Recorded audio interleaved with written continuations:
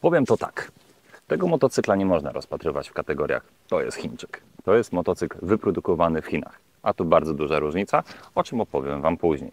Jeśli chodzi o ludzi takich jak ja, dwumetrowców albo wiecie, tych wyższych, którzy z jakiegoś powodu szukają lżejszej, tańszej maszyny, która nie zależy im na mocy i może być ona dedykowana do kategorii A2 prawa jazdy, a do tej pory był tylko jeden przedstawiciel, który idealnie pasował dla nas, że tak po amerykańsku powiem, there's new kid on the block. A Benelli TRK może czuć się bardzo mocno zagrożone, chociaż nie w pełnym spektrum porównań.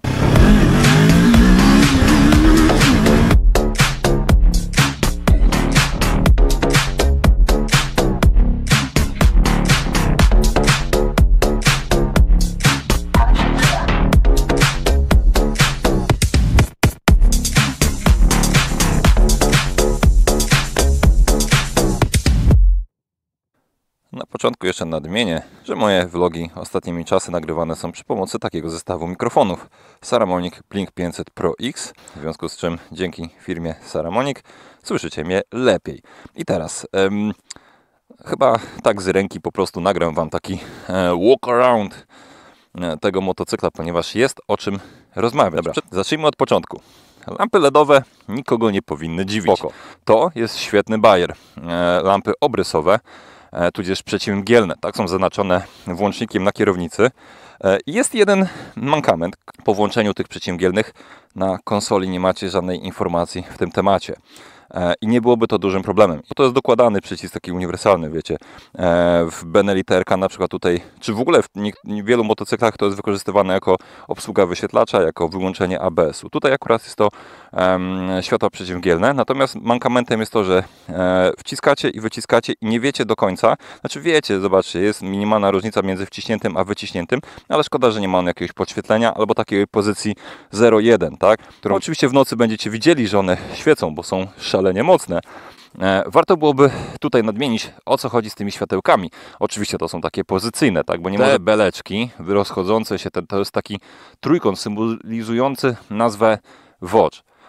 I to oczywiście, że zaczynamy od małej kreseczki, od małej firmy, która ma priorytety, która ma chęci, nagle dostaje możliwości, wchodzi w kooperację z większą marką i stopniowo rośnie i wiecie, taka symbolika, może nie do końca dobrze ją przetłumaczyłem, ale tak mniej więcej mieli napisane na stronie. I kolejna rzecz, którą zauważyłem, jak fajnie szyba tutaj fajnie się, wiecie, wpisuje w pozycji dolnej w obrys motocykla. Szyba, jak widzicie, jest regulowana ręcznie na takiej bardzo konkretnej zawiasie. Kolejna rzecz, która mi się podoba albo i nie, podoba mi się, że są w seryjnym wyposażeniu, czyli handbary, ale jak widzicie, one są takie chybotliwe bardzo, ale to bardzo przypominają mi te, które występowały, czyli Benelli TRK, i one tak samo tam latały. Benelli odrobiło lekcję, zrobiło z aluminiowym rdzeniem, gdzie one są już wtedy no dużo fajniejsze, dużo lepsze, a tutaj bardziej poziom Panamericana od Harley'a. Zawieszenie Kayaba, poza tym, że jest złociutkie, nic się specjalnie nie zmieniło, to jest dalej 41 mm. Zmieniła się na pewno tarcza kotwiczna, czy tarcza kotwiczna stopa, jest troszkę inne jest mocowanie jarzmo hamulców i hamulce, wydaje mi się, nie mierzyłem tego dokładnie, ale są mniejsze od mojej 650. Zacisk jest znowu ten sam, pompa Boscha, jeśli chodzi o ABS, więc tutaj nie ma żadnej rewolucji. Tutaj czuć pewną budżetowość, ale jest wystarczające, żeby z tych prędkości, które motocykl osiąga, wyhamować bardzo sprawnie i w większości przypadków przypuszczam, że nie będzie to problemem dla większości użytkowników. Kieruneczki są fajnie widoczne, są pływające, to też jest bardzo miły bajer i jak byłem już przy zawieszeniu, to mamy regulację. Gmole bardzo takie filigranowe, delikatne, osłaniające te obudowy. Tutaj te literki DS. Nie wydaje Wam się, że jest bardzo blisko GS-a, jeśli weźmiemy pod uwagę tą kolorystykę biało-niebieską ze złotymi lagami. Budowy plus crash pady niczym w Zontesie występujące w komplecie. Jak dla mnie idealne miejsce, żeby wesprzeć nogi na dłuższej trasie. Jako spacerówki bym tego wykorzystywał. Mamy tak, 2 gniazda ładowania. Tutaj mamy USB, nie ma USB-C, ale to akurat nie jest duży problem. Nawet i lepiej. Tu mamy zwykłe 12V socket. Też spoko, 120 W prądu. 10 amperów, to jest człowieku. Mamy regulację klamki hamulca, mamy regulację klamki sprzęgła, luzik, wyświetlacz. W dzisiejszych warunkach nie ma dużego słońca, jest idealnie widoczny. Wszystkie informacje potrzebne są tutaj wyświetlane. W słońcu niestety jest zbyt mało widoczny. To muszę na to zwrócić uwagę. Niestety nie widać, po prostu nie widać za dużo. Nie mam jeszcze aplikacji bluetoothowej, ale wiem, że tutaj są właśnie te wskazówki, takie wskazówkowa nawigacja, co może bardzo przyjemnie działać. I tak przypuszczam, że większość osób będzie tak jak ja tutaj woziło swój telefon. Dalej. Manetki. Ilość przycisków, powiem szczerze, jest spora i nie do końca, znaczy trzeba chwilę przywyknąć do tego, co gdzie jest włączone. Tu mamy wyłącznik ABS-u, tutaj mamy mode, czyli mapy ekonomiki sport. Kontrola trakcji jest znowu przy tym przycisku. Mamy awaryjne, tutaj jako Enter mamy zmianę godziny na datę. Pierwszy raz widzę daty w motocyklu. Następny argument na plus w sprzęcie. Hops, na zawiasie. Super, ktoś w końcu pomyślał. Kufry powiem Wam tak. Super jest to, że to są, zamykają się wszystkie na jeden kluczyk. Cyk. Zawiasa taka bardzo solidna.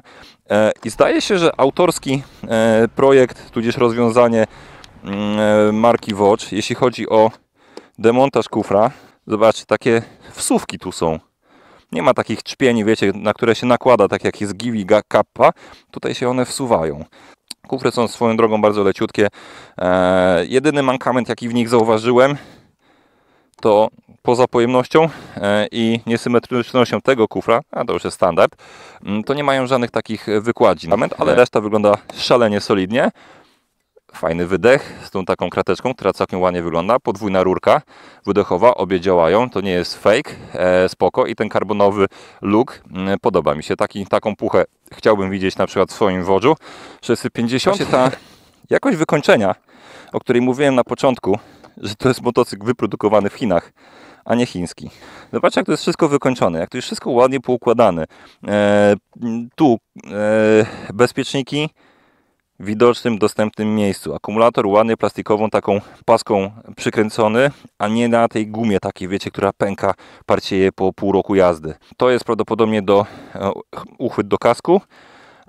Tutaj rynienka na jakieś klucze, na jakieś takie pierdółki, ale to wszystko jest tak ładnie, fajnie zaprojektowane. Sety te ewidentnie sugerują, że są do jazdy bardziej szosowej, bo są bardzo wąziutkie. Dźwignia zmiany biegów. W ogóle biegi wchodzą jak nóż w masełko. Japońska robota. Co tu dużo mówić, zresztą silnik, no już niejednokrotnie to mówiłem, to jest Honda CB500, tylko w zmodernizowanej wersji. Zmodernizowanej na tyle, że nawet filtr oleju jest inny. I taki mankament, który ma każda Honda chyba, to jest właśnie ten wystający cycek na smok olejowy. Kurde, tutaj też on jest. Nie ma żadnej osłony do tego poprowadzonej. Zresztą zobaczcie, to są szprychy, ok, ale obręcz jest dalej aluminiowa. To nie jest stal, więc, no i rozmiar 19 cali. Też nie jest taki, no jest całkowicie adekwatny do adventure'ów. No i silniki ciśnienia w kołach, klasyka, muszą być. I to właśnie, no, komplet tego wyposażenia naprawdę jest imponujący w tym sprzęcie. Kompletna fajna maszyna. W zestawie z 3 kuframi 36 koła. Dużo, niedużo, nie mi oceniać, ale konkurencja w tych pieniądzach nie daje więcej. Jak już jestem w terenie, to kontrola trakcji i ABS. Wystarczy przytrzymać kilka sekund przycisk bez żadnej komplikacji, bez żadnego potwierdzania i już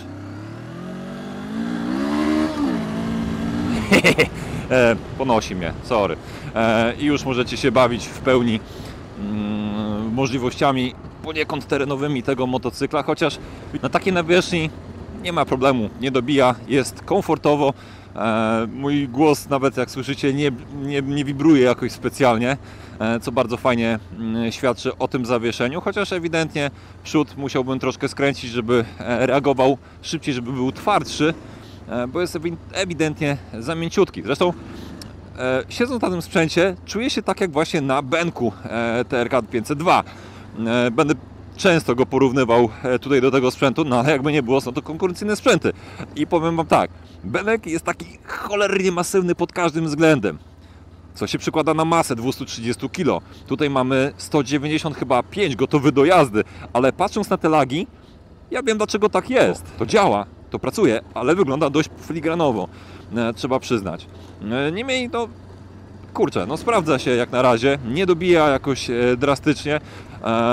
Na takiej płytówce gdzieś tam poderwało przednie koło i faktycznie wtedy upadając gdzieś to zawieszenie dobiło i wszystkie plastiki. Niemniej jednak właśnie a propos plastików, to jest tak, wiecie, no czujecie się jakbyście siedzieli w motocyklu, a nie na motocyklu. Jest naprawdę imponująco duży i dla mnie dwumetrowca to jest bardzo istotne, bo czuję się jak właśnie na bęku, jakbym siedział. Mam dużo miejsca na kanapie, dupa się mi nie zsuwa, wiecie, nie jest ustabilizowana w jednym miejscu, tylko mogę sobie zająć wygodną pozycję. Okej, nie jest tak długi, mogę sobie zająć też i taką pozycję i jechać tutaj, wiecie, ze spacerówkami. No cóż, na autostradzie nie polecam, nie można tak robić, ale da się. Oj. Z ergonomii jeszcze powiem tak.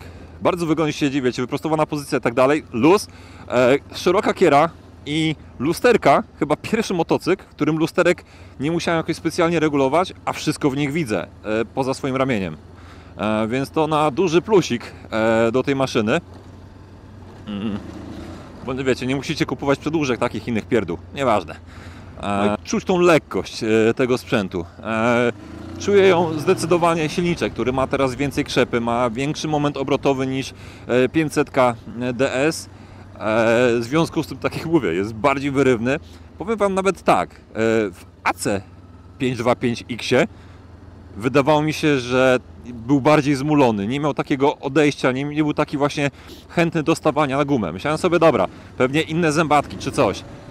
No nie, to nie to, ponieważ paczkę 70 na niemieckiej autostradzie bez najmniejszego problemu rozwinąłem nim, więc kurde, no. Oponki, jakie tutaj mamy zamontowane, to są Metzeler Turanse. Swego czasu wybór na pierwszy montaż do Tenery 660. Jak dla mnie, bardzo dobre gumy w moim mniemaniu. Pirelli STR, które są na przykład na moim wodżu, nie są super rozwiązaniem, są głośniejsze na asfalcie i ogólnie, nie wiem, jakoś nie przypadły mi jakoś specjalnie do gustu, przynajmniej na tereny, w jakich ja się poruszam, i drastycznie dużej różnicy nie widzę na STR-ach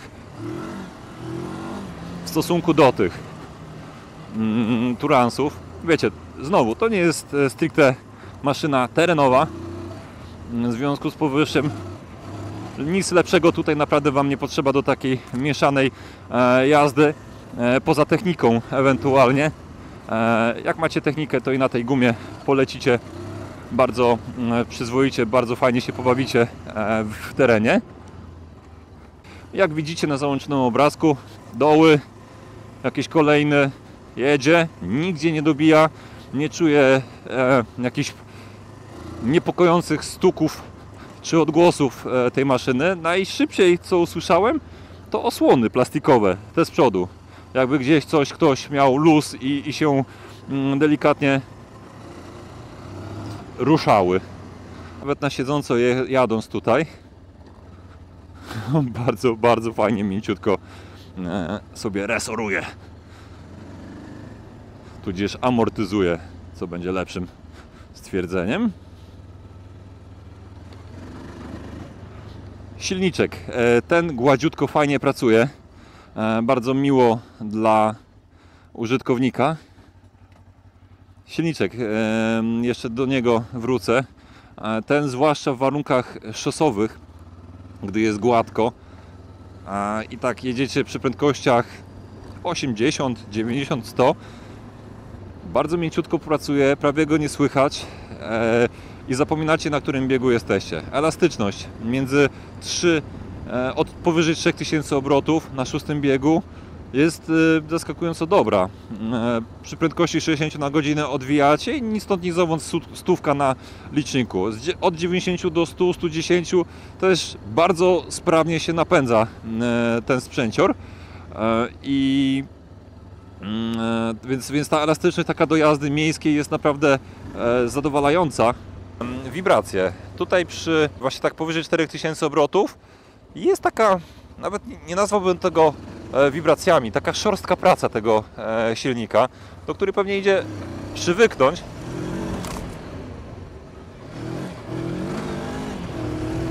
Ale warto o tym wspomnieć, ponieważ na pewno ktoś mi na to zwróci uwagę.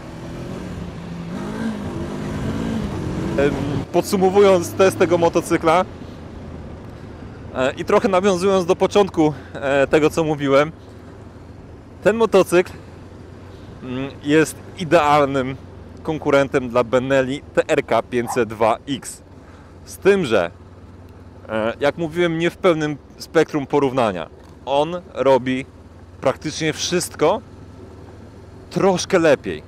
Oczywiście to jest logiczne, bo TRK już jest na rynku tyle lat. Ale tutaj Chińczycy zrobili naprawdę bardzo dobrą robotę.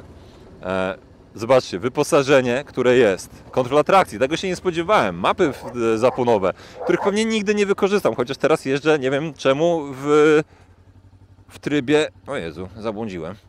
Jeżdżę w trybie ekonomicznym, co ciekawe, i ma tyle miodu pod manetą.